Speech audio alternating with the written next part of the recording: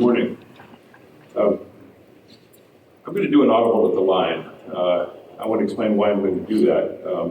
And I think the reason also justifies a couple of excursions I make from the standard presentation that's normally done at these sorts of things. And I might say over the years that I've probably addressed between, 50 to 100 convocations of attorneys. So I have some experience in doing that, and one of the challenges is always to both get their attention as well as to reassure them of certain things. The interesting history here is that we were approached in March to volunteer our time, and Teresa and others were in touch with us, and an awful lot's happened since March. And in the interim, they have done such a wonderful job of orchestrating delivery times and giving the PowerPoint by this date and all of that. But by the time we did all that, and we did, an awful lot has happened that makes some of that passé. And so I have a PowerPoint, and I will run through it very quickly at the end. And there's an easy way for you to get a copy of that, by the way. It's just my website, kenseyanalytics.com/AIPLA. And everything I'm going to say is out there as well. But Yahoo happened, and that was already alluded to in the initial comments that were made. And that so elevated the importance of what I had to say that I decided it wasn't necessary to spend any time, although I'll quickly run through it, on any part of my presentation that has to do with what's history or what the problem is, etc. In all the talks I've given, I've never done an audible at the line. I've never added to this, and I've also never trespassed on the space called immodesty. But I feel a special calling to do that in this one unique case because my own history bears on some of the credibility of the points that I hope to put forward. I'm generally regarded as the founder of the litigation support business. I've been doing that since the late 1960s. And I'll do the math for you. I'm 72 and a half years old. The 72 is for you. The half is for my grandchildren, for whom the half is very important. So it's up to you to choose. But my experience has spanned an enormous revolution in this business. I'm a lawyer, but I'm a computer guy. I've been a computer guy my whole life. I've never practiced, although I've admitted, but I've always been involved hands-on down at the wires. I worked for West Publishing Company when I was at the University of Minnesota Law School. I got involved early on at a time when I was approached, and I was in my 20s then, by a really old lawyer. He must have been in his 50s. Put his arm around me and said, "Son, don't you understand? Books are forever. We will never use computers to access law or cases. It will never happen. Trust me, I've been in the publishing business for over 100 years," and they had. Then there was the whole timekeeping thing, the green eye shade crowd, the armbands. Still sort of roaming the earth, doing all the billing and timekeeping, and along came automated billing. And that changed things. It solved problems, but it also created some problems. And then there's what I call, and I can use this phrase now because it's only historical, the crying secretary epic. He wants me to retype that, and I have to take this paragraph that was here, and I have to put it after the one that he dictated before. I don't have the time to do that, and I'm not interested in doing that, and I need some kind of help. Word processing was born, and I played a role in that. Actually could move text without having to retype it. Everybody knows that digital computers don't do text. They're all about numbers. You can't do words on a computer. I was told that I spent some time at IBM. IBM guys are authoritative. We do numbers. We don't do text. You'll never be able to do that. It's changed. OCR, everybody knows it's only 98% accurate. I don't do 98% for my clients. I do 100%. It's no good. Think Google. Everything you've ever read and seen, it's all indexed by OCR. The reason is fuzzy search, and it played a role in that. Then there's the whole issue of the history of automation in law. And it starts with clay pots. 4,000 years BC, automation took the papyrus and put it in the clay pot so it wouldn't rot as fast. That was a good use of technology to solve a legal problem. Then decades and centuries later came filing cabinets, then the electric light, then the telegraph, the telephone, the fax. Do you remember special delivery when you had to send a brief from here to there? You had to put a 20-cent stamp on it to get it from New York to San Francisco, and it took 3 days before there was fax, before there was FedEx, before there was anything like that. And now, of course, every one of those things is passé, and they've all contributed to a unidirectional trend, which is technology helps the practice of law. But now we've hit the first problem. The first problem is recognizing the need for security. For the first time, the automation dog bites back. So that begets the need for security. So what are we going to do about that? Well, let's take a look at the history of security. It started out with punch cards. Punch cards, you put a rubber band around it, you gave it to the guy that ran it through the job thing, and gave it back. There was no interference. Nobody doubted that John Rome came up there, gave me some cards, gave me the cards back. Nobody else got in the middle of that, so it was safe. Then this electronic, we don't have to walk to the computers anymore, we can send stuff in, came about. Somebody said, passwords, that's going to do it. John Rome, and the password is Warrington, that's where I live. Tough password to guess, right? And so, passwords was the answer. That was the name of the game that was going to solve the problem. But that didn't solve the problem because social media came along, and all of a sudden my dog's name, which is listed on Facebook, became the password, and people went out and they figured that out, 2 plus 2 equals 4, and therefore second factor authentication was invented. What is second factor authentication? 3 things. You have something, like a token, you are something, you have a fingerprint, it's a physical attribute, or you know something. Let me guess, your mother's maiden name. What a shock. So one by one, though, all of those have been discredited, and seriously so. So now we're going to start moving closer and closer to the realm of the practice of law. They've been discredited. Start with PII, and Tommy and others are going to talk about that. And that takes us to the second problem, which is it's not your father's security anymore. All the stuff that you did in the past not only doesn't work, but recent case law, check out FTC versus Wyndham, says you're held accountable for the later state of the art.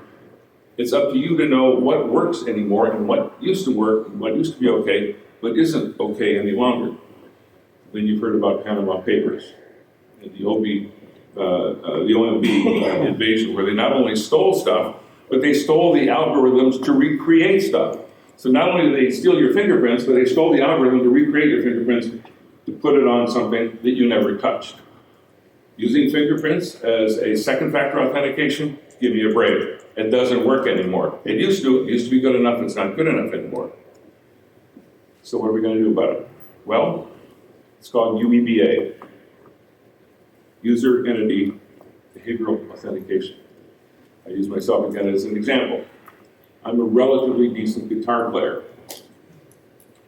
I can read everything that Eric Clapton ever wrote, and I can play the chords he played, and it would take you about 4 seconds for you to tell me, yeah, but you're no Eric Clapton. It's no longer what you have, what you do, and what you are. It's what you have, what you know, and what you are. It's what you do. It's behavior. Behavior can't be emulated. It can't be stored. There's no PII.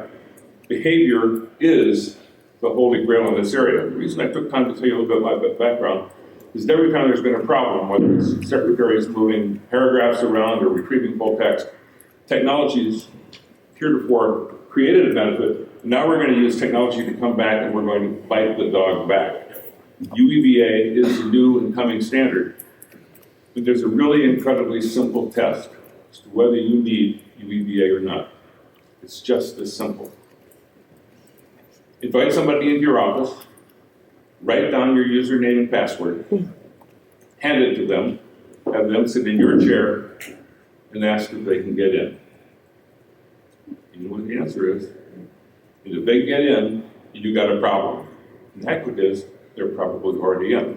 Oh, you didn't give it to them this time. You didn't give it to them this time. They got it. They bought it. It was purchased from some overseas thing, or they got it from Yahoo, one of the 500 million people whose credentials got out. Excuse me. So if you think that you don't have that problem, you're wrong.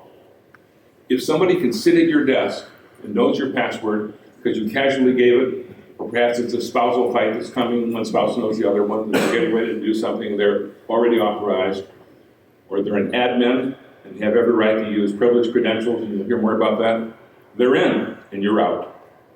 It's just that simple. So the only technology that's going to work is behavior, where real time it has to match behavior. So John, you say you're Eric Clapton, here's the guitar, play it. That's it. You know right away, I'm not Eric Clapton, but I can have his credentials, I can know his password, and I can know his user ID, and I can get in, but I can't play the guitar. The question is whether they can get in. Now, when people have been looking at this, they're confused. You'll see a lot of talk about behavior, but don't confuse habit with behavior. Habit is what you typically do, and habit is useful to rule things out. It's my habit to withdraw money from my bank. I live in Virginia. If I withdraw it from Warrington, Virginia bank, that's where, if all of a sudden it's from a Seattle bank, that's not my habit. So it says it's not me, but it doesn't say who it is. And security is a two-way street. You have to know who it isn't. So GPS and geofencing and things like that are helpful. I always park in the left garage. I never park in the right garage. So therefore, somebody parked in the right garage today, it must not be me. Well, maybe it's not you, but it doesn't say who it is. And the higher standard, the coming level of due diligence, and in the CLE papers that I submitted with the very able help of Jeremy Jones, a young attorney who worked with me, thanks to Teresa plugging me into him.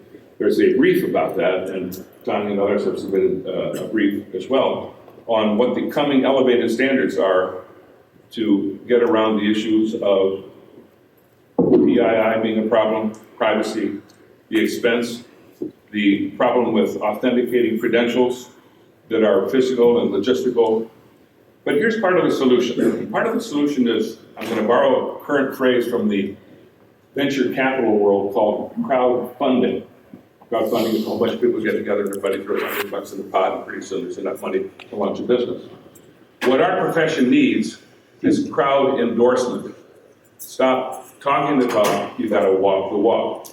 Go back to my simple test. If somebody has your username and password, they get in. You're part of the problem. Come on over and be part of the solution. It's relatively easy to do, and it will become the standard, and it adheres to that old adage which traces all the way back, speaking of thousands of years, to Luke 4:22, physician, heal thyself. Cura te ipsum. So the practice of the cure is as old as the Bible itself, but it's not an option to do nothing. So you do the simple test. Again, you check if your client's data is on your servers and you're protecting them with John and Fluffy, you're dead. They're already in. How do I know that? Ask John Podesta. Speaking of Morning Joe, right? And sadly, he's one of tens of thousands. And here's the problem with that kind of fraud. If I steal $1,000 from your bank account, you notice that 3 days later, you call the bank and you say, hey, I'm missing $1,000. They go, oh my gosh, that's terrible, here's $1,000 back. We're gonna report it to the FBI, they never do. Or if it's low numbers, they don't. And so it just kind of goes underneath the rug, but the crime sticks out. If I steal the way to add a new benzene ring to your chemical formula, and I'm quiet about it, and I'm living in another country and I just make a better flavor of drug, you never know. So the perfect crime, as Alfred Hitchcock said, is committed all the time. Biggest problem with stolen credentials is what you don't know and what you saw. Hope is not a strategy. I'll give you a couple of examples. Airbags. Gee, I hope that no drunk driver ever runs into me, and I'm so confident they are, I don't need airbags. No good. That's what we're doing today in cybersecurity. What we do instead is we put the airbag in there in case they run into you. The technology operates on the defensive side of the coin, not on the offensive side of the coin.